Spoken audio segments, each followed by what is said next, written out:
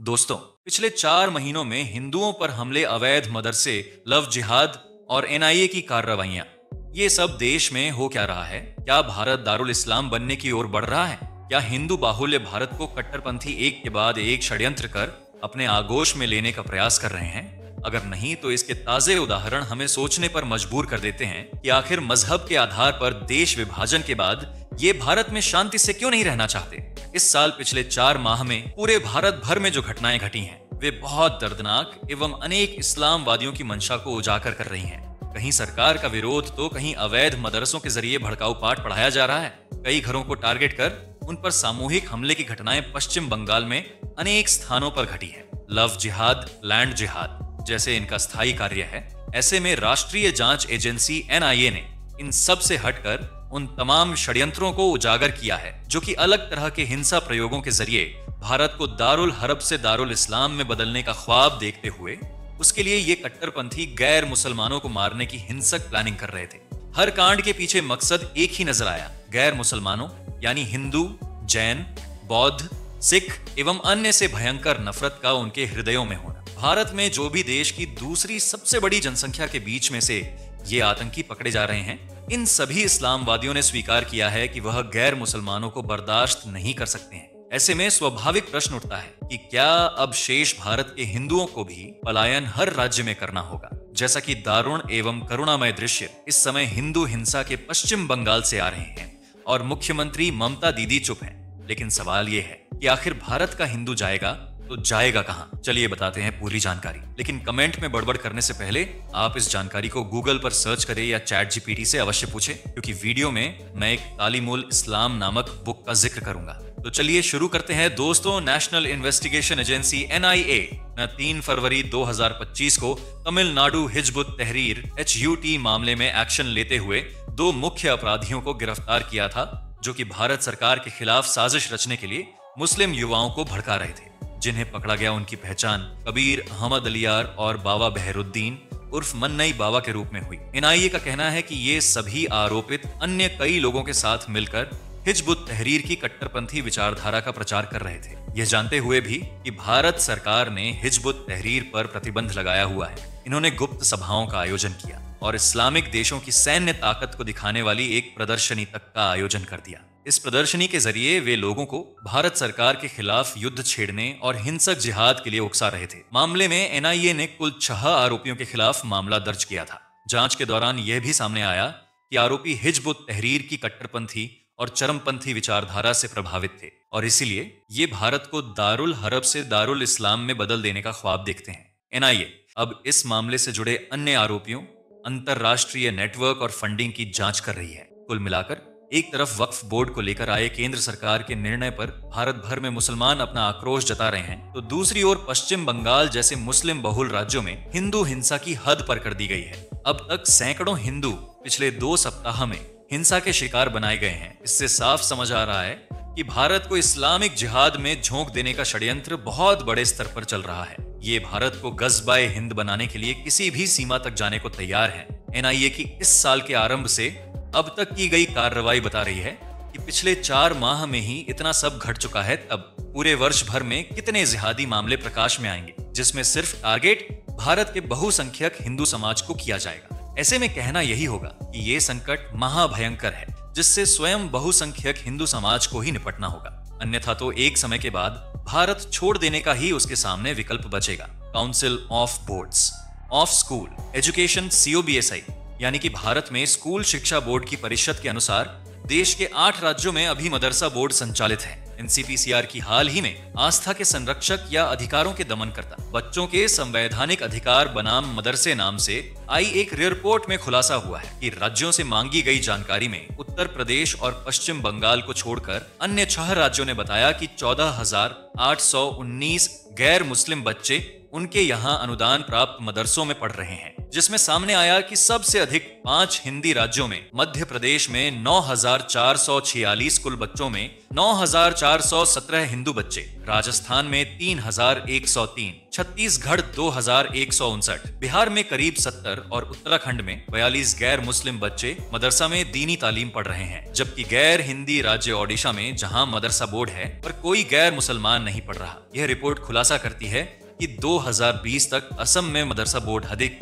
दशक जिसे भंग कर सभी मदरसों का स्कूल में नवीनीकरण किया गया। वहीं अन्य राज्यों में मदरसा बोर्ड नहीं, लेकिन हजारों की संख्या में कई राज्यों में मदरसों का संचालन हो रहा है। साथ ही बड़ी संख्या में गैर मुस्लिम बच्चों को यहाँ पढ़ाई के नाम पर प्रवेश दिया गया है, जिसमें कि ज्यादातर बच्चे हिंदू ही हैं। महाराष्ट्र में 7,855, मध्य प्रदेश में गैर मान्यता प्राप्त मदरसों में 59, हरियाणा में 23, झारखंड में 14, मणिपुर में 3, पंजाब में 2, त्रिपुरा में 5, चंडीगढ़ में 2 गैर मुस्लिम बच्चे पढ़ने की जानकारी राज्य सरकारों द्वारा NSE-PCR को मुहैया कराई गई, जबकि लगभग सभी राज्य अपने यहाँ मान्यता प्राप्त के अलावा गैर मान्यता प्राप्त मदरसों की कोई सही संख्या नहीं बता पाए। अधिकांश को पता ही नहीं कि उनके राज्य में कितने मदरसे अवैध रूप से संचालित हो रहे हैं, जिनकी कोई जानकारी शासन के पास हो, क्योंकि जितने शासन से मान्यता प्राप्त मदरसों की संख्या आया है उनसे कई गुना अधिक गैर मान्यता प्राप्त या कहें अवैध मदरसे देश भर में संचालित हो रहे हैं, जिसमें बच्चे कहां से आ रहे हैं और कहां जा रहे किसी को कोई जानकारी नहीं है। मदरसों की संख्या को लेकर अब तक अलग अलग आंकड़े सामने आए हैं, जिसमें एक आंकड़ा भारत में करीब 28,107 मदरसे मान्यता प्राप्त और 10,039 गैर मान्यता प्राप्त का है, जिनमें 20 लाख से ज्यादा छात्र पढ़ते हैं। उत्तर प्रदेश में 16,513 मान्यता प्राप्त और 8,450 के करीब गैर मान्यता प्राप्त मदरसे हैं। इनमें 558 मदरसों को यूपी सरकार पूरी तरह से धन मुहैया कराती है। इसके इतर एक दूसरा आंकड़ा NSE-PCR ने जारी किया है। अपनी रिपोर्ट में राष्ट्रीय बाल संरक्षण आयोग ने बताया है कि देश में 19,613 मान्यता प्राप्त मदरसे और 4,037 गैर मान्यता प्राप्त मदरसे हैं। मान्यता प्राप्त मदरसों में 26,93,000 से अधिक और गैर मान्यता प्राप्त में 5,40,744 बच्चे पढ़ते हैं। दूसरी ओर 1,01,00,000 मुस्लिम बच्चों के स्कूल न जाने और मदरसों में जाने के अनुमान के आधार पर देश में 80,000 से अधिक गैर मान्यता प्राप्त मदरसे हो सकते हैं, जिनमें बच्चे पढ़ते हैं, लेकिन देश की शिक्षा तस्वीर से लगभग गायब है और इसलिए बिना किसी नियमन के बच्चों को उनके अधिकारों से वंचित किया जा रहा है। इसी तरह से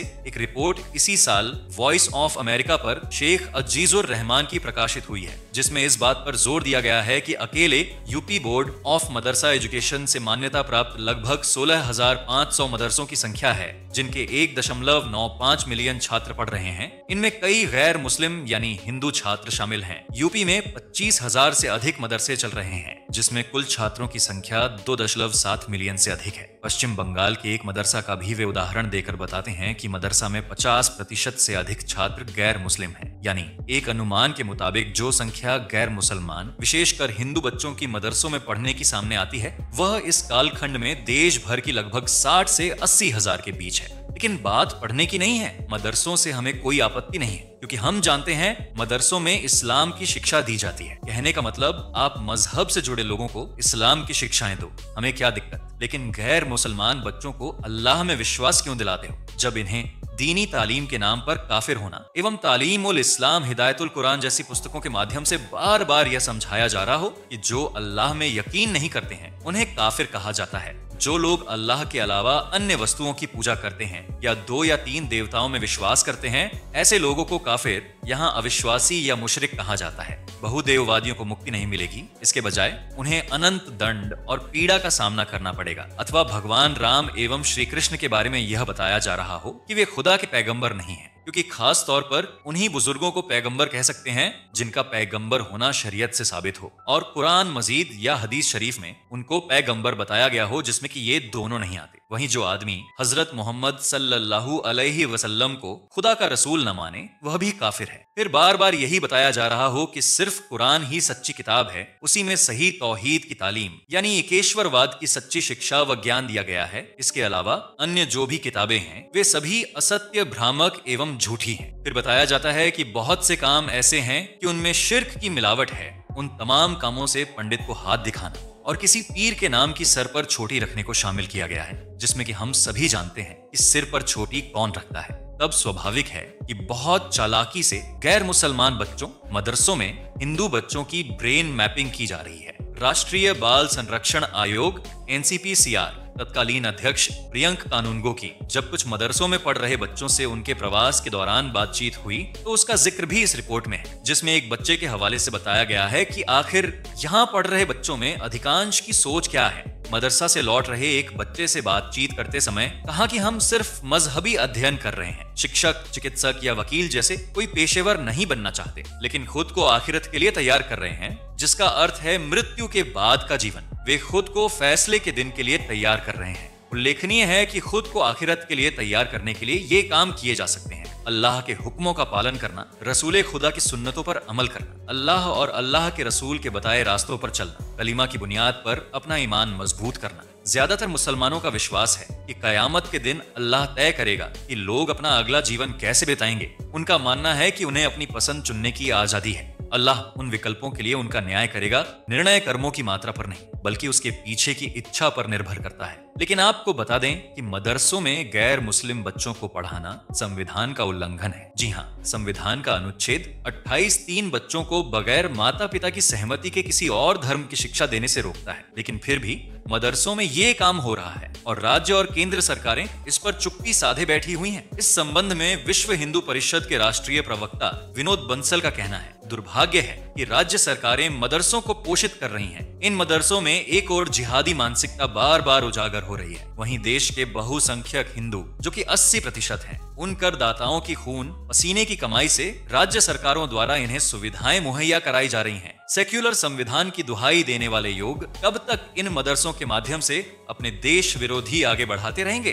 उन्होंने कहा कि अब समय आ गया है इन मदरसों पर विराम लगाकर इन्हें नई शिक्षा की मुख्य धारा में लाने का, क्योंकि इनमें अधिकांश बाल मन में विश्वमन करने का काम कर रहे हैं। जो बच्चे यहाँ गैर मुस्लिम पढ़ रहे हैं उन्हें बिना देरी के अन्यत्र विद्यालयों में स्थानांतरित किए जाने की आवश्यकता है, ताकि इन सभी को आधुनिक शिक्षा के माध्यम से देश का श्रेष्ठ नागरिक बनाया जा सके। पिछले एक दशक में अकेले बिहार राज्य में ही 150 से ज्यादा बम विस्फोट हुए हैं। अधिकांश में मदरसों की संलिप्तता उजागर हुई है। हिंदू त्योहारों की चल समारोह पर जहां भी पत्थर बरसाए गए, उनमें अधिकांश बार इन्हीं मदरसों की घटना में लिप्तता पाई गई है। वो किसी से छिपा नहीं है। कई आतंकवादियों का भी मदरसा शिक्षा से जुड़ाव सामने आता रहा है। इतना ही नहीं, बाल संरक्षण आयोग ने मदरसा बोर्ड के सिलेबस को देखा है, उसमें कई आपत्तिजनक बातें भी शामिल हैं। मदरसा बोर्ड उन किताबों को पढ़ा रहे हैं जो सिर्फ इस्लाम के श्रेष्ठ होने की बात करते हैं। दूसरी ओर दारुल उलूम देवबंद की तरफ से जारी बयान न केवल गैर मुसलमानों पर आत्मघाती हमले को सही ठहरा रहे हैं, बल्कि राष्ट्रीय सुरक्षा के लिए भी खतरा पैदा कर रहे हैं।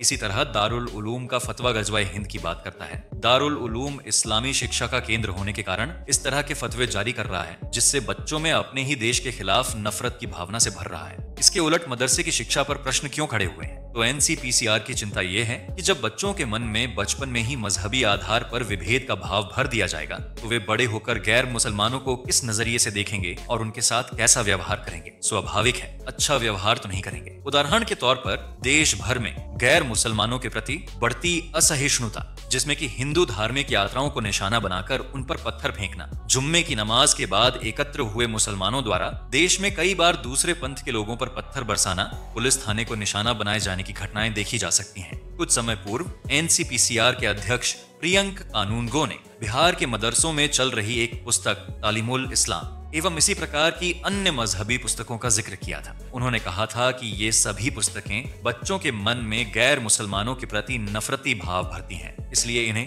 तत्काल प्रभाव से पढ़ाया जाना बंद होना चाहिए। बिहार ही नहीं, देश के प्रत्येक मदरसे में, फिर वह मान्यता प्राप्त हो, सरकार से अनुदान लेने वाला या गैर मान्यता प्राप्त हो, इन तीनों ही प्रकार के मदरसों में आज ये नफरती पुस्तकें पढ़ाई जा रही हैं। यहाँ बात अकेले तालीमुल इस्लाम की ही करें तो तालीमुल इस्लाम हिस्सा भाग 1 के पृष्ठ 3 पर लिखा है, खुदा एक है, इबादत के लायक वही है, गवाही देता हूँ मैं कि अल्लाह ताला के सिवा कोई इबादत के लायक नहीं। अब विचार करें कि क्या छोटे और अबोध बच्चों को ये सिखाया जाना चाहिए कि ईश्वर की प्रार्थना के लायक सिर्फ खुदा या अल्लाह है? यहाँ यह स्पष्टीकरण नहीं है कि अल्लाह या खुदा का अर्थ यह माना जाए कि कोई अदृश्य शक्ति जिसे अलग अलग मत, पंथ, रिलीजन और धर्म में अलग नामों से पुकारा जाता है, जबकि यहाँ बिल्कुल स्पष्ट और साफ तौर पर लिखा गया है कि इबादत के लायक वही है। तो तो ऐसे में सोचिए, भारत के मदरसों में विद्यार्थियों को दी जा रही ये दृष्टि क्या सामाजिक नफरत और विभेद पैदा नहीं करती है? जबकि भारत में ईश्वर भक्ति की अनेक भावधाराएं हैं जो ईश्वर को या अदृश्य पराशक्ति को अनेक रूपों में स्वीकार करती हैं। जबकि यहाँ बच्चों को सिखाया जा रहा है कि अन्य कोई प्रार्थना करने के लायक ही नहीं है। जब आप बालकों को सिर्फ एक तक सीमित कर दोगे, तब वह अन्य के प्रति कैसे अच्छा भाव या श्रद्धा भाव रखेगा? इतना ही नहीं, पुस्तक के पृष्ठ 5-6 पर प्रश्न पूछे जा रहे हैं। सावन ये है कि जो लोग अल्लाह को नहीं मानते उन्हें क्या कहते हैं? तो उसका जवाब पुस्तक में है कि उन्हें काफिर कहते हैं। फिर दूसरा सवाल, जो लोग खुदा ताला के सिवा और चीजों की पूजा करते हैं या 2-3 खुदा मानते हैं उन्हें क्या कहते हैं? इसका जवाब लिखा है कि ऐसे लोगों को काफिर और मुशरिक कहते हैं। फिर इस इस्लाम की इस प्रैक्टिस पुस्तक में इस बात पर जोर दिया जाता दिखता है कि जो अल्लाह को नहीं मानते उन्हें काफिर कहते हैं। हालांकि काफिर शब्द को लेकर एक बड़ा विवाद है। कुछ इस्लामवादी इसके कई अर्थ बताते हैं, किंतु एक अर्थ जिसे यह पुस्तक आगे बहुत ही स्पष्ट कर देती है वह यही है कि जो मुसलमान नहीं, जो कुरान नहीं पढ़ता, जो कुरान और हदीस में लिखे हुए पर भरोसा नहीं करता, वह कोई भी हो, इस्लाम की नजरों में ऐसा व्यक्ति काफिर है या ना। और ये काफिर जो इस पुस्तक के अनुसार मूर्ति पूजक है, वह बख्शा नहीं जाएगा। उसे हमेशा दुख और तकलीफ रहेगी। क्या बच्चे इसे बार बार पढ़ने के बाद, समझदार होने के बाद अपने अनकॉन्शियस माइंड से इस बात को नकार पाएंगे? विचार करें, हम अपने आसपास भविष्य का कौन सा समाज गढ़ रहे हैं? इसके पृष्ठ 7 पर कहा गया, जो आदमी हजरत मोहम्मद सल्लल्लाहु अलैहि वसल्लम को खुदा का रसूल न माने वह भी काफिर है। यहाँ स्थिति साफ है कि सिर्फ अल्लाह को मानने से काम नहीं चलेगा, आपको हजरत मोहम्मद सल्लल्लाहु अलैहि वसल्लम को भी मानना अनिवार्य है। यदि आपका विश्वास प्रॉफिट मोहम्मद पर नहीं तो भी आप काफिर हैं। यानी कि दुनिया में जितने भी मत, पंथ, रिलीजन, धर्म को मानने वाले हैं, जिनका विश्वास अपने अपने संत समाज और श्रेष्ठ आचरण करने वाले महान लोगों में है, उन सभी के प्रति यह पुस्तक स्पष्ट घोषणा कर रही है कि वे सभी इस्लाम की नजर में काफिर हैं। आगे तालीमुल इस्लाम के तीसरे भाग तौहीद है, जो यह ईमान अल्लाह को छोड़कर किसी अन्य की पूजा करने से रोकता है। ये पृष्ठ क्रमांक 7-6 में पूछा जाता है, क्या कुरान मजीद में तौहीद की तालीम दी गई है? तो उसका जवाब लिखा है, कुरान मजीद में तौहीद की तालीम पूरी और आला दर्जे पर दी गई है। बल्कि आज दुनिया में सिर्फ कुरान मजीद ही ऐसी किताब है जो खालिस तौहीद की तालीम देती है। इस दिए गए उत्तर से यह समझाया जा रहा है कि सिर्फ कुरान ही सच्ची किताब है। उसी में सही तौहीद की तालीम यानी एकेश्वरवाद की सच्ची शिक्षा व ज्ञान दिया गया है। इसके अलावा अन्य जो भी किताबें हैं वे सभी असत्य, भ्रामक एवं झूठी हैं। यह लिखकर दुनिया की जितनी भी मत, पंथ, रिलीजन, धर्म को मानने वालों की पुस्तकें व मसे हैं, उन सभी को एक सिरे से खारिज कर दिया गया है। बच्चों के मन में यह लिखकर और इसके आधार पर